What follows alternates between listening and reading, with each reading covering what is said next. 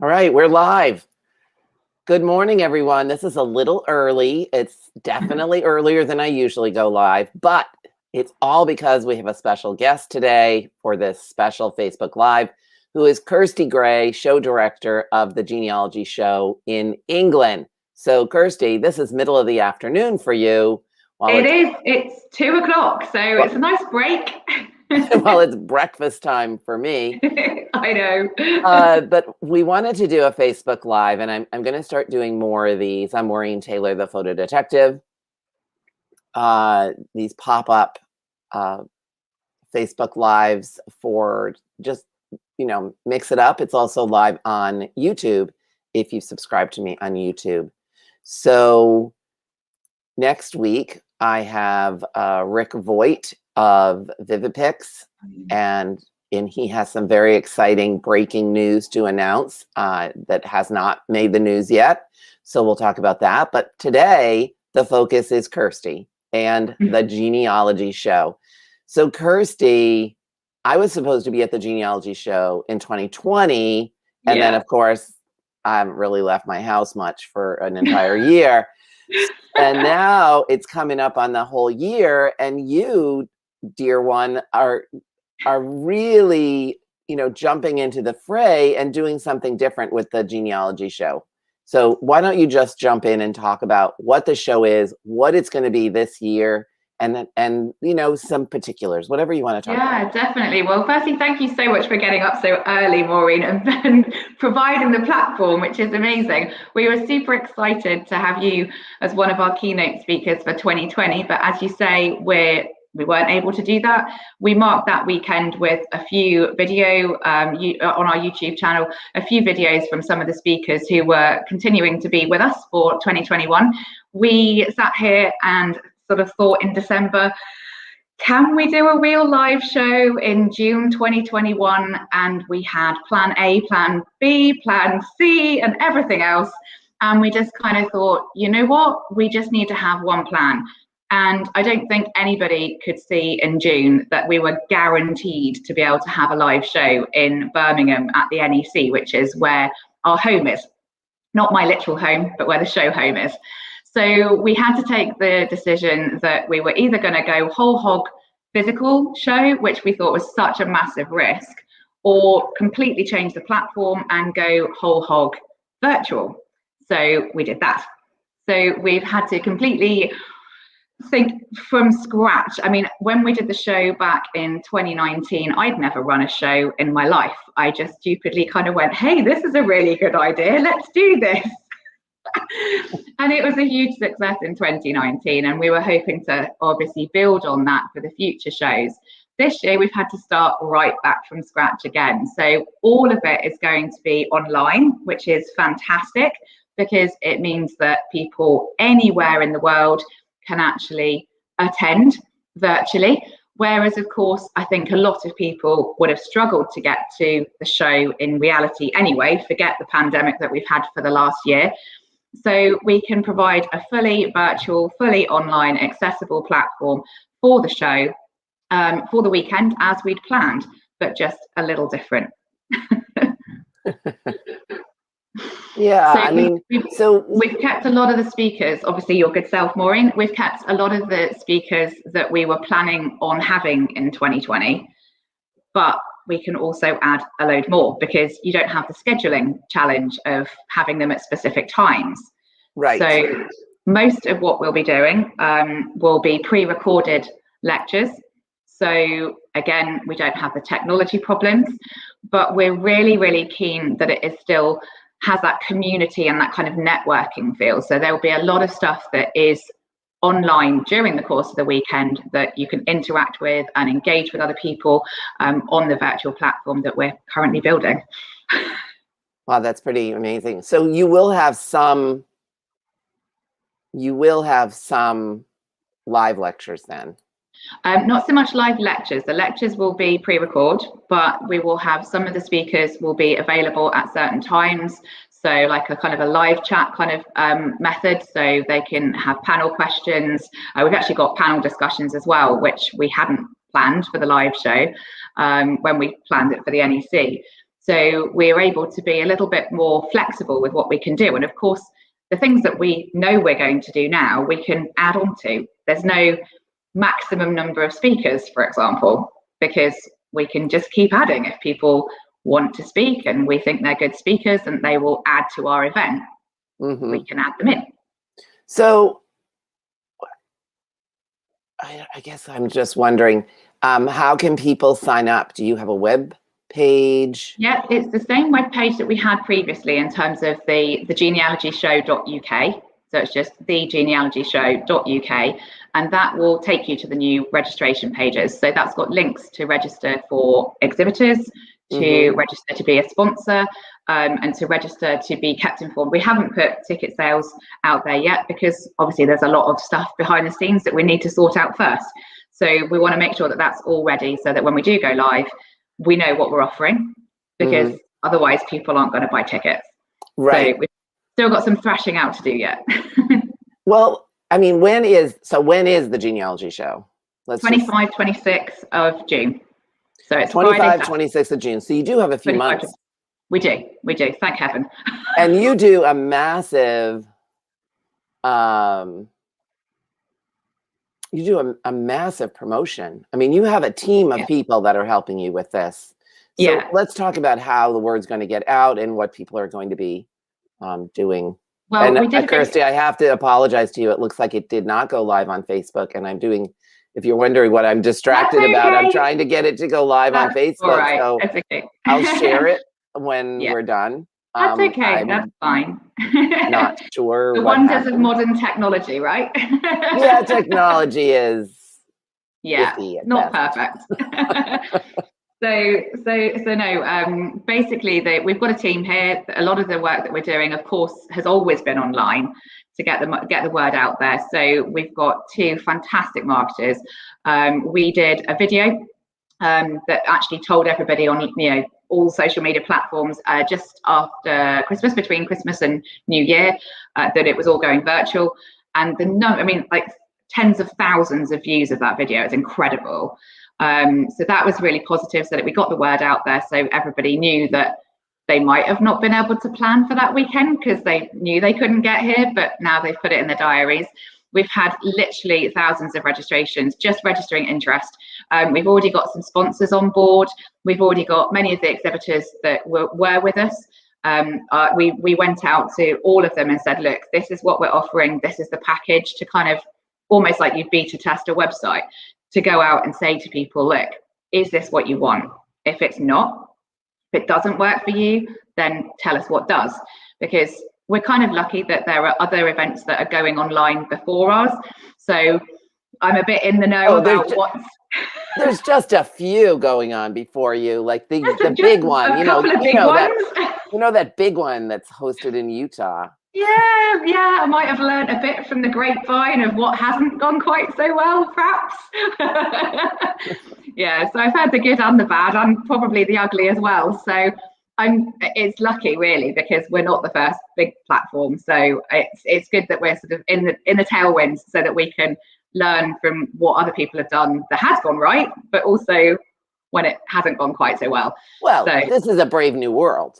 Of course. I mean, think about last year. Right. I know. Everybody scrambled to go live for conferences. I mean, not individuals. I mean, we have this all set up, but conferences are difficult because how do you create a conference experience without actually being there? And so, I mean, we're all struggling with that. Like, how do you do that as a vendor? But as you said, you're working on that, and you want to hear from the people that we're going to exhibit what they want to do in that space, so you can make it better. Now, as far as lectures go, have you selected all the lectures yet? I think maybe not. Again, we've selected from the ones that we had. So we had the original ones that were in the 2020 program. So we went out to all the people who were on board and said, look, can you are you prepared to do it virtually? Because some people have said no, which is fine. Each to their own. From a speaker perspective, the virtual conferences they're a little bit of a challenge. Live is easier than recording, for some reason, all of us speakers were like, oh my God, recordings can be hard because you have to edit them because you flub or the phone rings or, I don't know, there's always something. But I think it gives people an opportunity to watch the presentations in the time space that is best for them. And they can watch it again, I would imagine. Yeah, absolutely. And so some of the people that we did have on board have said, I'm not doing virtual for a variety of different reasons, change of circumstance, challenges with other conferences that they don't want to do the virtual side of things anymore. But that's also meant, as I say, because we don't have the constraints of a lecture theatre and having to schedule people in, that we can actually expand. So yes, we're still open to people coming forward and saying that they'd like to speak at the event. We actually had somebody come, I think it was on Instagram or Facebook just this morning, saying, I'm really, I've spoken at other events, I've heard about yours, I'd really like to get involved.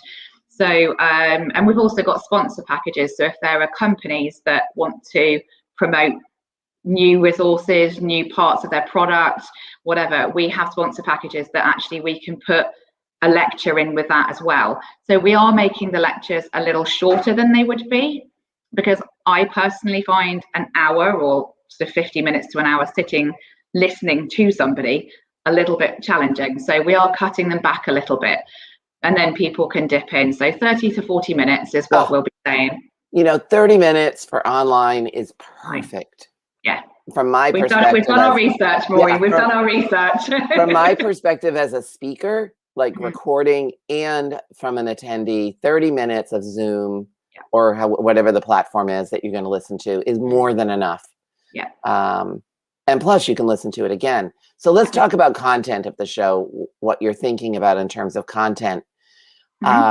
You're based in the UK. So are you going to be heavily UK themed lectures? No, not at all. Not at all. It's very diverse. We've actually, because of the lack of need to travel, we did only have one Australian speaker, which was Jill Ball, who was a member of the board and has been on board right from the get-go with planning and helping out with organising. And she flew over for the 2019 and volunteered, and so did her husband. We only had Jill, whereas now we've got Shauna Hicks, Sean White, probably others as well, but those two already signed up as speakers. So we've got a lot more flexibility because we don't have to worry about time zones. We don't have to worry about people traveling.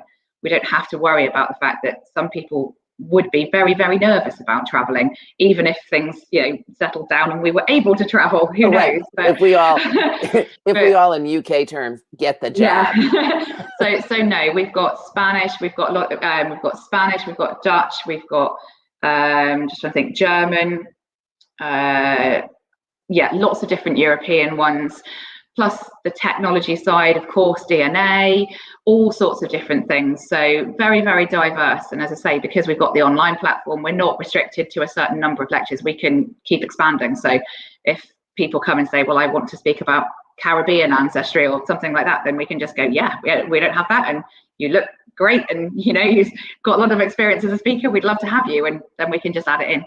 Yeah. Now, if anyone has any questions for Kirsty, you can comment in the comment field on YouTube. There is a place to do that.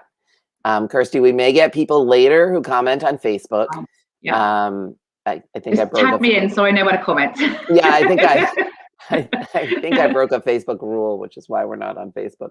Never mind. But anything else you want to talk about as far as the show goes? The expo side of it, which we're obviously doing similarly to you would in an expo hall.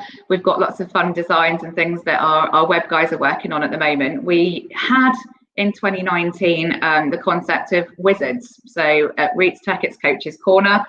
At previous Who Do You Think You Are events, it's sort of been Ask the Experts, the old show that we used to have in the UK. But we just came up with this wizard concept. So we have wizard appointments that can be booked with experts in different areas, and we've got a little mascot this year. I don't know if you've seen him, but we've got a show mascot. No. The owl. So the owl was an idea that we had in line with what the design is for the show. Harry Potter. It is a little Harry Potter-esque, yes. But we've got an owl with a magician's sort of hat. And he's called Parker because we had a show supporter, Robert Parker, who was a speaker at the first show, who sadly passed away between Christmas and New Year. He lost his fight with sarcoma. He was due to speak at last year's event and would have been speaking at this year's event. No matter how it would have happened, he would have been there. So we asked Maxine, Robert's wife, if we could call the show mascot Parker to remember someone who was a massive show supporter. He actually came to the show in 2019. It was his first show that he'd spoken at since he had his leg amputated due to the sarcoma. So a very important person that we wanted to have remembered as part of the show. So he'll be on each of the pages so that people can kind of click on the wise owl on Parker to kind of get help during the show as well. That's really nice. That's a really nice touch. Anything else that's a little bit different? I like having the wizard. I like having the mascot. It's kind of friendly to click on an owl. Yeah, we want to make it a community kind of to try and make it as community oriented as we possibly can, because of course we're not in the same room. We're not able to talk like we are now, but we've got all sorts of sections. We've got a reading room, so there'll be lots of links to podcasts, places that might have videos or things like that. So we can put in people's websites and things so that people can find it almost like a library. So like a reading I really room. like that idea. Yeah. So it's sort of additional resources. Exactly. So we would hope that people could, like you were saying, in terms of watching the videos afterwards, it can be a resource that's there for a while. It doesn't have to just be there for the actual show event. We've got a games room. As I say, we're doing some panel discussions, which we wouldn't have had before. So we're thinking of sort of themed ones like DNA and having, again, pre-recorded, and maybe we could actually ask sort of the audience, ask the people who are going to be coming to the show if they have any specific questions that we can actually then ask the panels to actually do as part of their panel discussion. So we're thinking sort of DNA, maybe photographs, maybe Australasian research, European research, and having a group of people do a panel discussion with, as I say, some of the questions that people might have. So will speakers have like a speaker page where they'll be able to put down information to link to things that you've put in the reading room? Yeah. So Absolutely. It'll be interactive, like hear this speaker, here's the other talks that they're giving. So this is the beauty of the virtual world. Everything is a little more organized. And it's all linkable. So, if you have like a blog that you wanted people to follow or a website to, post people to, then that would all be as part of like kind of like an extended bio that you would normally do as a speaker. And yeah, as much information as we can fit in, I expect. So it's really ambitious to do a 2-day virtual conference. I toyed with the idea of doing something, and someone gave me advice, and they said 20 minutes each talk, 4 talks a day, but you're going for it. I mean, you're doing like 2 full days on UK time. Is it on UK time? No, it's not. It's literally from 12 midnight our time, so 2 normal days, wherever your working days would be, or whatever time zone. And we've got some plans that maybe, it might be a little bit longer than just that weekend, but it will just be that weekend in terms of the live chat and the kind of community. So the event will be those 2 days, but maybe things might be available for longer. Who knows? Right. So if I get this right, so someone signs up for the conference, and we're not going to talk pricing because it's too far out. Yeah. Just in case anyone's going to ask that question. And a lot of the lectures will be pre-recorded. Most of them will be pre-recorded. Yep. So then they will not be available to be watched until the day of the conference. Correct. But then can you how we binge watch TV, right? With Netflix and all of that, you get a show that you really like, and then you can binge the whole thing. So are things going to be at certain times, or are you going to be able to say, these are all the talks I want to see in this 2-day event, I'm going to watch them all on one day? Yes. Or are they dripping out?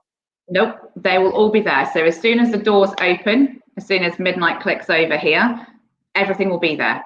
There will be scheduled things in terms of like maybe you might be available at a certain time on a chat. Oh, So yeah. those things will be scheduled. So those would be like scattered over the 2 days, but the actual lectures would be there right from the get-go. It's pretty exciting, Kirsty. I know, it's quite scary planning it. Yeah, because last year did you canceled? I think We had to, yeah, because Yeah, it was you June canceled. last year. It was right in the middle of But craziness. this, It's and then exciting. maybe next year people can go to England. I love the English conferences, of course, because I have English ancestry, and it gives me an opportunity to talk to people and see what's happening in another part of the world. Yeah, I think we're all dying for that kind of human contact, that although it's lovely to be able to speak on screen like this, I think we're all just desperate to get back out there. I said to a friend of mine, we were just having a joke the other day, and I said, what's my reward, or what do I get for doing this or something? And he said, hugs. And I said, I would just die for a hug right now. Right. I would just die for a hug right now. Yeah, exactly. Yeah, exactly. A dinner with a friend, or even dinner with a family haircut. member. Yeah, I've done that. We can't. We don't have, our hairdressers are not open. So this is about as long as my hair has been in, I can't tell you how many years. I go, it's just me and her. It's just the two of us in a big salon. We're not allowed to do that. We're not open here at the moment. So, and that's been the case since early January. So, yeah. Well, hopefully in a few months we'll all be able to say we got the jab. We got the shot, or as they call it over here, the Fauci ouchie. I saw that on Facebook. Yeah, what is that? That's the shot. Over there, you have the wonderful Marsh family on YouTube. If you haven't checked those folks out, it's a family of 1, 2, 5. I think it's a family of 5 or 6, and they sing, and they have a song that your prime minister was saying he was going to use it as the national anthem for getting the vaccine. It's the family singing "Get the Jab," which is hysterical. And that's on YouTube, by the way, and you can watch it. The Marsh family, they're my favorite entertainers at the moment.